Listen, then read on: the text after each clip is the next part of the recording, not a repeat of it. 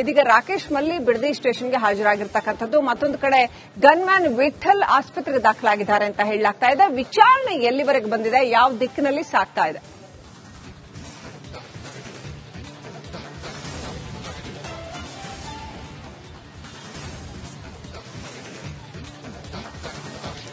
ಹೌದು ಶ್ರೀಲಕ್ಷ್ಮಿ, ಯಾಕಂದ್ರೆ ಘಟನೆ ನಡೆದು 3 ದಿನಗಳು ಕಳೆದಿರತಕ್ಕಂತಹ ಹಿನ್ನೆಲೆಯಲ್ಲಿ ಈಗಾಗಲೇ ಕೂಡ ಏನು ರಿಕ್ಕಿ ರೈನ ಕಾರು ಚಾಲಕ ಯಾರಿದ್ದಾರೆ ಆತ ನೀಡಿದಂತಹ ದೂರಿನ ಮೇರೆಗೆ 4 ವಿರುದ್ಧ ಕೂಡ ಎಫ್ಐಆರ್ ದಾಖಲಾಗಿತ್ತು.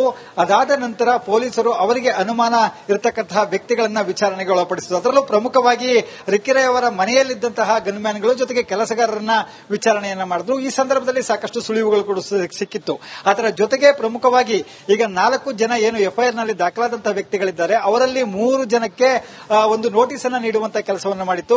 ಅನುರಾಧ ಅಂತನ್ನುವಂತವರು, ಅಂತಂದ್ರೆ ಮುತ್ತಪ್ಪರೆಯವರ 2ನೇ ಪತ್ನಿ ಕೂಡ ಅವರು ಏನು ಸಂಪರ್ಕಕ್ಕೆ ಸಿಕ್ಕಿಲ್ಲ ಪೊಲೀಸ್ನವರಿಗೆ ಅನ್ನುವಂತಹ ಕಾರಣಕ್ಕಾಗಿ ಅವರಿಗೆ ನೋಟಿಸ್ಗೆ ತಲುಪಿರಲಿಲ್ಲ. ಆದ್ರೆ 3 ಕೂಡ ನೋಟಿಸ್ ಜಾರಿ ಆಗಿದ್ದಂತಹ ಹಿನ್ನೆಲೆಯಲ್ಲಿ ಇವತ್ತು ರಾಕೇಶ್ ಮಲ್ಲಿ ಅವರು ಸ್ವತಃ ಅವರ ವಕೀಲರ ಜೊತೆ ಬಿಡದಿ ಪೊಲೀಸ್ ಠಾಣೆಗೆ ಏನು ವಿಚಾರಣೆಗೆ ಕೂಡ ಹಾಜರಾಗಿದ್ದಾರೆ. ಶ್ರೀನಿವಾಸ್ ಗೌಡ ಅವರು ಎಸ್ಪಿ ಆಗಿರ್ತಕ್ಕಂತಹ ಶ್ರೀನಿವಾಸ್ ಗೌಡ ಅವರು ಅವರೇ ಖುದ್ದಾಗಿ ಅವರ ವಿಚಾರಣೆಯನ್ನ ಮಾಡ್ತಾ ಇದ್ದಾರೆ. ಯಾಕಂದ್ರೆ ಅವರ ಏನು ಮುತ್ತಪ್ಪರೆಯವರ ಆಪ್ತ ವಲಯದಲ್ಲಿ ಗುರುತಿಸಿಕೊಂಡಿದ್ದಂತವರು ಮುತ್ತಪ್ಪರೆಯವರ ಕೊನೆ ಗಳಿಗೆಯ ಸಂದರ್ಭದಲ್ಲಿ ಅವರ ನಡುವೆ ಒಂದಷ್ಟು ವ್ಯಾಜ್ಯಗಳಿತ್ತು ಅಂತನ್ನುವಂತಹ ಕಾರಣಕ್ಕಾಗಿ ಅವರಿಗೆ ಒಂದಷ್ಟು ಆಸ್ತಿ ವಿಚಾರದಲ್ಲಿ ವಿವಾದಗಳು ಕೂಡ ಉಂಟಾಗಿತ್ತು. ಹಾಗಾಗಿ ಇದೀಗ ರಾಕೇಶ್ ಮಲ್ಲಿ ಬಿಡದಿ ಸ್ಟೇಷನ್ಗೆ ಹಾಜರಾಗಿರ್ತಕ್ಕಂಥದ್ದು. ಮತ್ತೊಂದು ಕಡೆ ಗನ್ಮ್ಯಾನ್ ವಿಠಲ್ ಆಸ್ಪತ್ರೆಗೆ ದಾಖಲಾಗಿದ್ದಾರೆ ಅಂತ ಹೇಳಲಾಗ್ತಾ ಇದೆ. ವಿಚಾರಣೆ ಎಲ್ಲಿವರೆಗೆ ಬಂದಿದೆ, ಯಾವ ದಿಕ್ಕಿನಲ್ಲಿ ಸಾಗ್ತಾ ಇದೆ?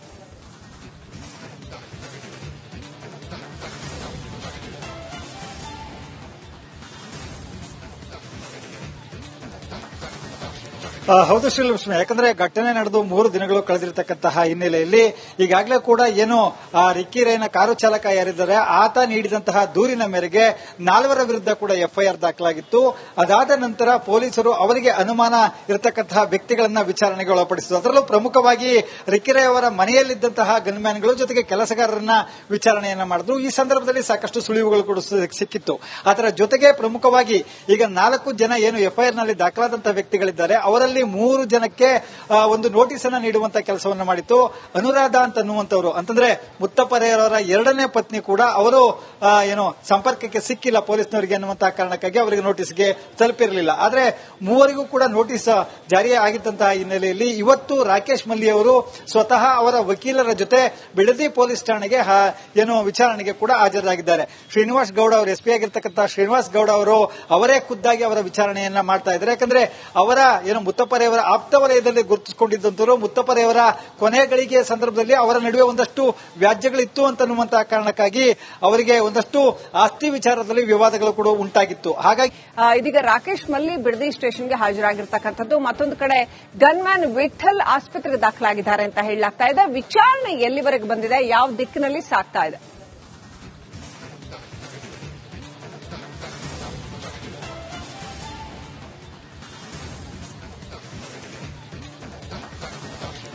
ಹೌದು ಶ್ರೀಲಕ್ಷ್ಮಿ, ಯಾಕಂದ್ರೆ ಘಟನೆ ನಡೆದು 3 ದಿನಗಳು ಕಳೆದಿರತಕ್ಕಂತಹ ಹಿನ್ನೆಲೆಯಲ್ಲಿ ಈಗಾಗಲೇ ಕೂಡ ಏನು ರಿಕ್ಕಿ ರೈನ ಕಾರು ಚಾಲಕ ಯಾರಿದ್ದಾರೆ ಆತ ನೀಡಿದಂತಹ ದೂರಿನ ಮೇರೆಗೆ 4 ವಿರುದ್ಧ ಕೂಡ ಎಫ್ಐಆರ್ ದಾಖಲಾಗಿತ್ತು.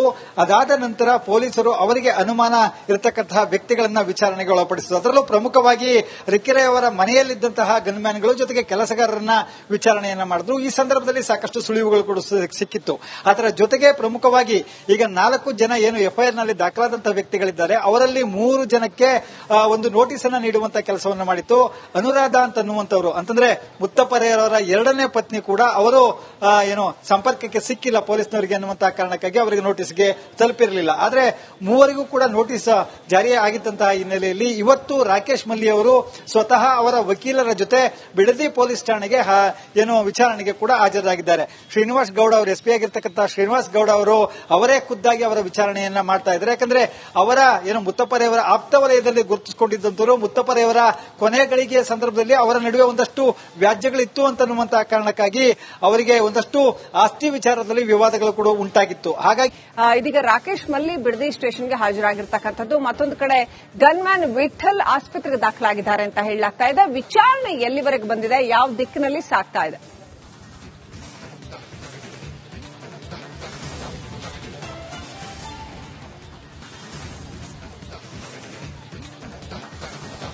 ಹೌದು ಶ್ರೀಲಕ್ಷ್ಮಿ, ಯಾಕಂದ್ರೆ ಘಟನೆ ನಡೆದು 3 ದಿನಗಳು ಕಳೆದಿರತಕ್ಕಂತಹ ಹಿನ್ನೆಲೆಯಲ್ಲಿ ಈಗಾಗಲೇ ಕೂಡ ಏನು ರಿಕ್ಕಿ ರೈನ ಕಾರು ಚಾಲಕ ಯಾರಿದ್ದಾರೆ ಆತ ನೀಡಿದಂತಹ ದೂರಿನ ಮೇರೆಗೆ 4 ವಿರುದ್ಧ ಕೂಡ ಎಫ್ಐಆರ್ ದಾಖಲಾಗಿತ್ತು. ಅದಾದ ನಂತರ ಪೊಲೀಸರು ಅವರಿಗೆ ಅನುಮಾನ ಇರತಕ್ಕಂತಹ ವ್ಯಕ್ತಿಗಳನ್ನ ವಿಚಾರಣೆಗೆ ಒಳಪಡಿಸಿದರು. ಅದರಲ್ಲೂ ಪ್ರಮುಖವಾಗಿ ರಿಕ್ಕಿ ರೈ ಅವರ ಮನೆಯಲ್ಲಿದ್ದಂತಹ ಗನ್ಮ್ಯಾನ್ಗಳು ಜೊತೆಗೆ ಕೆಲಸಗಾರರನ್ನ ವಿಚಾರಣೆಯನ್ನ ಮಾಡಿದ್ರು. ಈ ಸಂದರ್ಭದಲ್ಲಿ ಸಾಕಷ್ಟು ಸುಳಿವುಗಳು ಕೂಡ ಸಿಕ್ಕಿತ್ತು. ಅದರ ಜೊತೆಗೆ ಪ್ರಮುಖವಾಗಿ ಈಗ 4 ಜನ ಏನು ಎಫ್ಐಆರ್ ನಲ್ಲಿ ದಾಖಲಾದಂತಹ ವ್ಯಕ್ತಿಗಳಿದ್ದಾರೆ ಅವರಲ್ಲಿ 3 ಜನಕ್ಕೆ ಒಂದು ನೋಟಿಸ್ ಅನ್ನ ನೀಡುವಂತಹ ಕೆಲಸವನ್ನ ಮಾಡಿತ್ತು. ಅನುರಾಧ ಅಂತನ್ನುವಂತವರು, ಅಂತಂದ್ರೆ ಮುತ್ತಪ್ಪರೆಯವರ 2ನೇ ಪತ್ನಿ ಕೂಡ ಅವರು ಏನು ಸಂಪರ್ಕಕ್ಕೆ ಸಿಕ್ಕಿಲ್ಲ ಪೊಲೀಸ್ನವರಿಗೆ ಅನ್ನುವಂತಹ ಕಾರಣಕ್ಕಾಗಿ ಅವರಿಗೆ ನೋಟಿಸ್ಗೆ ತಲುಪಿರಲಿಲ್ಲ. ಆದ್ರೆ 3 ಕೂಡ ನೋಟಿಸ್ ಜಾರಿ ಆಗಿದ್ದಂತಹ ಹಿನ್ನೆಲೆಯಲ್ಲಿ ಇವತ್ತು ರಾಕೇಶ್ ಮಲ್ಲಿ ಅವರು ಸ್ವತಃ ಅವರ ವಕೀಲರ ಜೊತೆ ಬಿಡದಿ ಪೊಲೀಸ್ ಠಾಣೆಗೆ ಏನು ವಿಚಾರಣೆಗೆ ಕೂಡ ಹಾಜರಾಗಿದ್ದಾರೆ. ಶ್ರೀನಿವಾಸ್ ಗೌಡ ಅವರು ಎಸ್ಪಿ ಆಗಿರ್ತಕ್ಕಂತಹ ಶ್ರೀನಿವಾಸ್ ಗೌಡ ಅವರು ಅವರೇ ಖುದ್ದಾಗಿ ಅವರ ವಿಚಾರಣೆಯನ್ನ ಮಾಡ್ತಾ ಇದ್ದಾರೆ. ಯಾಕಂದ್ರೆ ಅವರ ಏನು ಮುತ್ತಪ್ಪರೆಯವರ ಆಪ್ತ ವಲಯದಲ್ಲಿ ಗುರುತಿಸಿಕೊಂಡಿದ್ದಂತವರು ಮುತ್ತಪ್ಪರೆಯವರ ಕೊನೆ ಗಳಿಗೆಯ ಸಂದರ್ಭದಲ್ಲಿ ಅವರ ನಡುವೆ ಒಂದಷ್ಟು ವ್ಯಾಜ್ಯಗಳಿತ್ತು ಅಂತನ್ನುವಂತಹ ಕಾರಣಕ್ಕಾಗಿ ಅವರಿಗೆ ಒಂದಷ್ಟು ಆಸ್ತಿ ವಿಚಾರದಲ್ಲಿ ವಿವಾದಗಳು ಕೂಡ ಉಂಟಾಗಿತ್ತು. ಹಾಗಾಗಿ ಇದೀಗ ರಾಕೇಶ್ ಮಲ್ಲಿ ಬಿಡದಿ ಸ್ಟೇಷನ್ಗೆ ಹಾಜರಾಗಿರ್ತಕ್ಕಂಥದ್ದು. ಮತ್ತೊಂದು ಕಡೆ ಗನ್ಮ್ಯಾನ್ ವಿಠಲ್ ಆಸ್ಪತ್ರೆಗೆ ದಾಖಲಾಗಿದ್ದಾರೆ ಅಂತ ಹೇಳಲಾಗ್ತಾ ಇದೆ. ವಿಚಾರಣೆ ಎಲ್ಲಿವರೆಗೆ ಬಂದಿದೆ, ಯಾವ ದಿಕ್ಕಿನಲ್ಲಿ ಸಾಗ್ತಾ ಇದೆ?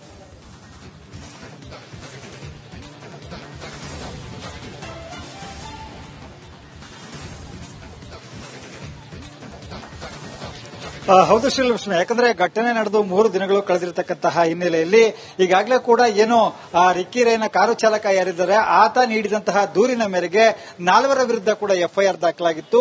ಅದಾದ ನಂತರ ಪೊಲೀಸರು ಅವರಿಗೆ ಅನುಮಾನ ಇರತಕ್ಕಂತಹ ವ್ಯಕ್ತಿಗಳನ್ನ ವಿಚಾರಣೆಗೆ ಒಳಪಡಿಸಿದರು. ಅದರಲ್ಲೂ ಪ್ರಮುಖವಾಗಿ ರಿಕ್ಕಿ ರೈ ಅವರ ಮನೆಯಲ್ಲಿದ್ದಂತಹ ಗನ್ಮ್ಯಾನ್ಗಳು ಜೊತೆಗೆ ಕೆಲಸಗಾರರನ್ನ ವಿಚಾರಣೆಯನ್ನ ಮಾಡಿದ್ರು. ಈ ಸಂದರ್ಭದಲ್ಲಿ ಸಾಕಷ್ಟು ಸುಳಿವುಗಳು ಕೂಡ ಸಿಕ್ಕಿತ್ತು. ಅದರ ಜೊತೆಗೆ ಪ್ರಮುಖವಾಗಿ ಈಗ 4 ಜನ ಏನು ಎಫ್ಐಆರ್ ನಲ್ಲಿ ದಾಖಲಾದಂತಹ ವ್ಯಕ್ತಿಗಳಿದ್ದಾರೆ ಅವರಲ್ಲಿ 3 ಜನಕ್ಕೆ ಒಂದು ನೋಟಿಸ್ ಅನ್ನ ನೀಡುವಂತಹ ಕೆಲಸವನ್ನ ಮಾಡಿತ್ತು.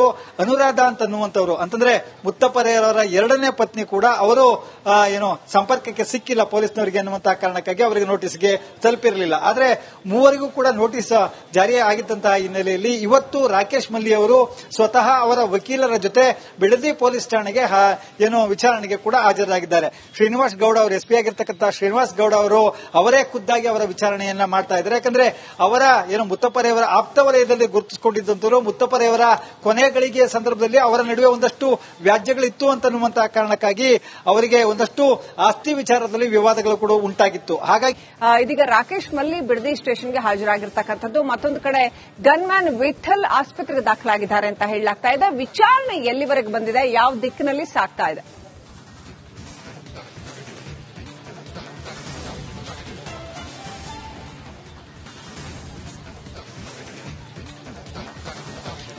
ಹೌದು ಶ್ರೀಲಕ್ಷ್ಮಿ, ಯಾಕಂದ್ರೆ ಘಟನೆ ನಡೆದು 3 ದಿನಗಳು ಕಳೆದಿರತಕ್ಕಂತಹ ಹಿನ್ನೆಲೆಯಲ್ಲಿ ಈಗಾಗಲೇ ಕೂಡ ಏನು ರಿಕ್ಕಿ ರೈನ ಕಾರು ಚಾಲಕ ಯಾರಿದ್ದಾರೆ ಆತ ನೀಡಿದಂತಹ ದೂರಿನ ಮೇರೆಗೆ 4 ವಿರುದ್ಧ ಕೂಡ ಎಫ್ಐಆರ್ ದಾಖಲಾಗಿತ್ತು. ಅದಾದ ನಂತರ ಪೊಲೀಸರು ಅವರಿಗೆ ಅನುಮಾನ ಇರತಕ್ಕಂತಹ ವ್ಯಕ್ತಿಗಳನ್ನ ವಿಚಾರಣೆಗೆ ಒಳಪಡಿಸಿದರು. ಅದರಲ್ಲೂ ಪ್ರಮುಖವಾಗಿ ರಿಕ್ಕಿ ರೈ ಅವರ ಮನೆಯಲ್ಲಿದ್ದಂತಹ ಗನ್ಮ್ಯಾನ್ಗಳು ಜೊತೆಗೆ ಕೆಲಸಗಾರರನ್ನ ವಿಚಾರಣೆಯನ್ನ ಮಾಡಿದ್ರು. ಈ ಸಂದರ್ಭದಲ್ಲಿ ಸಾಕಷ್ಟು ಸುಳಿವುಗಳು ಕೂಡ ಸಿಕ್ಕಿತ್ತು. ಅದರ ಜೊತೆಗೆ ಪ್ರಮುಖವಾಗಿ ಈಗ 4 ಜನ ಏನು ಎಫ್ಐಆರ್ ನಲ್ಲಿ ದಾಖಲಾದಂತಹ ವ್ಯಕ್ತಿಗಳಿದ್ದಾರೆ ಅವರಲ್ಲಿ 3 ಜನಕ್ಕೆ ಒಂದು ನೋಟಿಸ್ ಅನ್ನ ನೀಡುವಂತಹ ಕೆಲಸವನ್ನ ಮಾಡಿತ್ತು. ಅನುರಾಧ ಅಂತನ್ನುವಂತವರು, ಅಂತಂದ್ರೆ ಮುತ್ತಪ್ಪರೆಯವರ 2ನೇ ಪತ್ನಿ ಕೂಡ ಅವರು ಏನು ಸಂಪರ್ಕಕ್ಕೆ ಸಿಕ್ಕಿಲ್ಲ ಪೊಲೀಸ್ನವರಿಗೆ ಅನ್ನುವಂತಹ ಕಾರಣಕ್ಕಾಗಿ ಅವರಿಗೆ ನೋಟಿಸ್ಗೆ ತಲುಪಿರಲಿಲ್ಲ. ಆದ್ರೆ 3 ಕೂಡ ನೋಟಿಸ್ ಜಾರಿ ಆಗಿದ್ದಂತಹ ಹಿನ್ನೆಲೆಯಲ್ಲಿ ಇವತ್ತು ರಾಕೇಶ್ ಮಲ್ಲಿ ಅವರು ಸ್ವತಃ ಅವರ ವಕೀಲರ ಜೊತೆ ಬಿಡದಿ ಪೊಲೀಸ್ ಠಾಣೆಗೆ ಏನು ವಿಚಾರಣೆಗೆ ಕೂಡ ಹಾಜರಾಗಿದ್ದಾರೆ. ಶ್ರೀನಿವಾಸ್ ಗೌಡ ಅವರು ಎಸ್ಪಿ ಆಗಿರ್ತಕ್ಕಂತಹ ಶ್ರೀನಿವಾಸ್ ಗೌಡ ಅವರು ಅವರೇ ಖುದ್ದಾಗಿ ಅವರ ವಿಚಾರಣೆಯನ್ನ ಮಾಡ್ತಾ ಇದ್ದಾರೆ. ಯಾಕಂದ್ರೆ ಅವರ ಏನು ಮುತ್ತಪ್ಪರೆಯವರ ಆಪ್ತ ವಲಯದಲ್ಲಿ ಗುರುತಿಸಿಕೊಂಡಿದ್ದಂತವರು ಮುತ್ತಪ್ಪರೆಯವರ ಕೊನೆ ಗಳಿಗೆಯ ಸಂದರ್ಭದಲ್ಲಿ ಅವರ ನಡುವೆ ಒಂದಷ್ಟು ವ್ಯಾಜ್ಯಗಳಿತ್ತು ಅಂತನ್ನುವಂತಹ ಕಾರಣಕ್ಕಾಗಿ ಅವರಿಗೆ ಒಂದಷ್ಟು ಆಸ್ತಿ ವಿಚಾರದಲ್ಲಿ ವಿವಾದಗಳು ಕೂಡ ಉಂಟಾಗಿತ್ತು.